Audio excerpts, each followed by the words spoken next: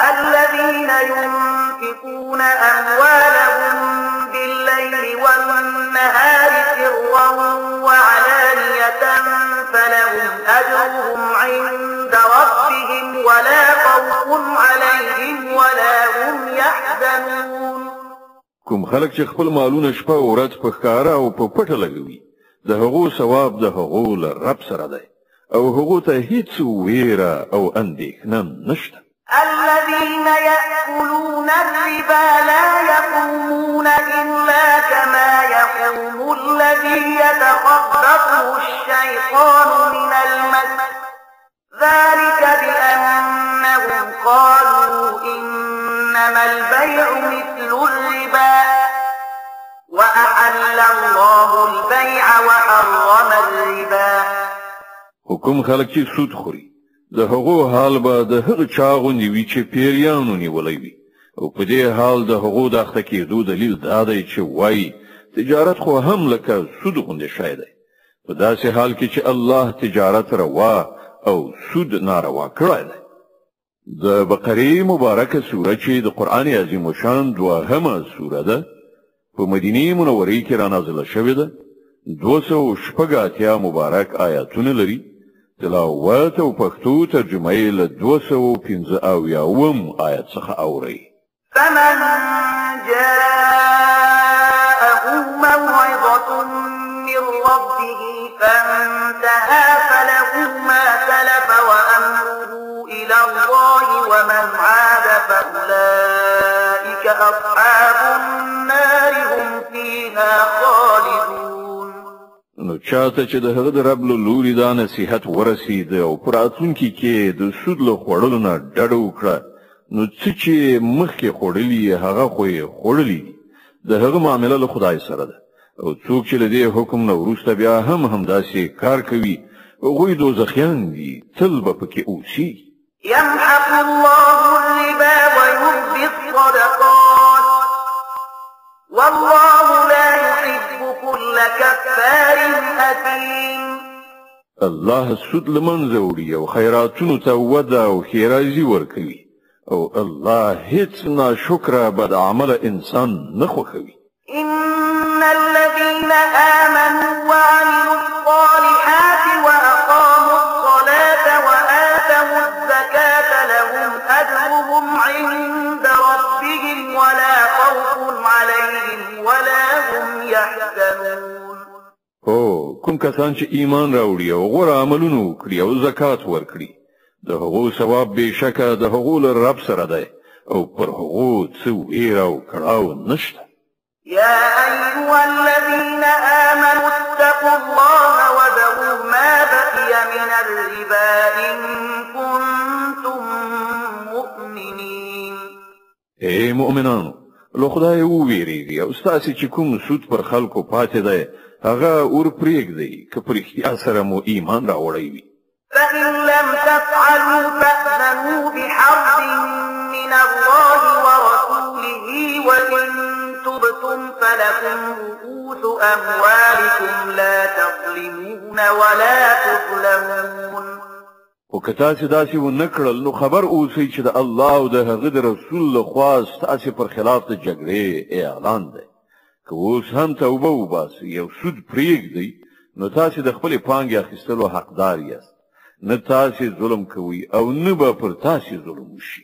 وإن كان ذو عسرة فنظرة إلى ميسرة وأن تصدقوا خير لكم إن كنتم تعلمون. که ستاسې پوروړی تنګلاسی وي نو تر لاس چلیدو پورې مهلت ورکړئ او که خیرات ورکړئ نو دا ستاسې لپاره ډېره ښه ده که پوهیږئ. واتقوا يوما ترجعون فيه إلى الله ثم توفى كل نفس ما كسبت وهم لا يظلمون. د هغې ورځې له رسوایي او کړاو نه ځان وژغورئ چې د الله لوري ته ورستنیږي. هلته به هر چاته د هغه د کړې نیکۍ یا بدۍ پوره بشپړه بدله ورکړی شي او پر هیچا به هیڅکله ظلم ونه شي.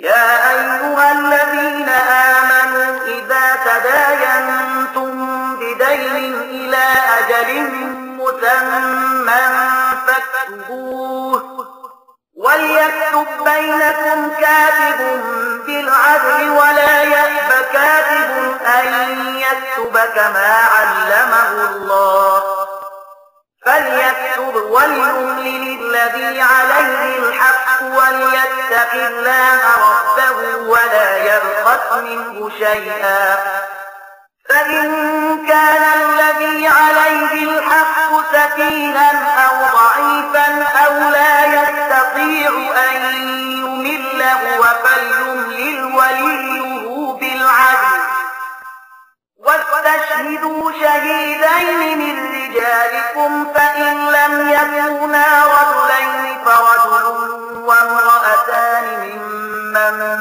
ترضون من الشهداء أن تضل إحداهما فتذكر إحداهما الأخرى ولا يأبى الشهداء إذا ما دعوا ولا تسأموا أن تكتبوه صغيرا أو كبيرا إلى أجله ذلكم أقسط عند الله وأقوم للشهادة وأدنى ألا ترتابوا إلا أن تكون تجارة حاضرة تديرونها بينكم فليس عليكم جناح ألا تكتبوها وأشهدوا إذا تبايعتم ولا يضار كاتب ولا شهيد وإن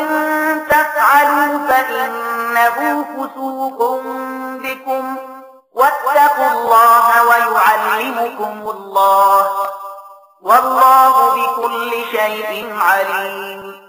اے مؤمنان، کله چې د کومې ټاکلې نیټې لپاره تاسو په خپل منځو کې د پور د راکړې ورکړې معامله کوي نو هغه ولیکئ.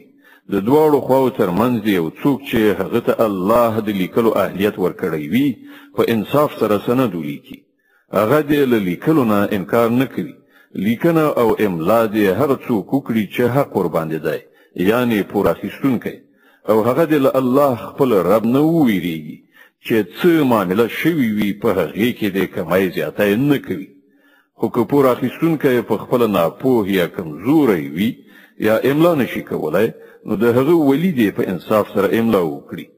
بیا له خپلو نارینه‌و دوه تنه پرې شاهدان ونیسئ، او که دوه سړي نه وي نو یو سړی او دوه ښځې دې وي چې که یوه یې هیره کړي نو هغه بله به یې ور په زړه کړي. دا شاهدان دې له داسې خلکو څخه وي چې د هغو شاهدي ستاسې په منځ کې قبلېدونکي وي. شاهدانو ته چې کله د شاهدۍ وهلو وویل شي نو هغوی د انکار نه کوي.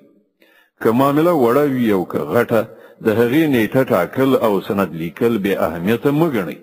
د الله په وړاندې دا چلند ستاسې لپاره ښه د انصاف کار دی. په دې سره شاهدۍ تیرولو کې ښه اسانتیا راځي او په شکونو او شبهو کې ستاسې د اخته کېدو امکان کمیږي. هو، که تاسې په خپلو منځو کې لاس په لاس تجارتي راکړه ورکړه کوئ نو د هغه د نه لیکلو هیڅ پروا نشته. خو د سوداګرۍ د راکړې ورکړې په وخت کې شاهدان ونیسئ. لیکونکی او شاهد دې نه ځورول کیږي. که داسې وکړئ نو ګناه کوئ. د الله له قهره وویریږئ.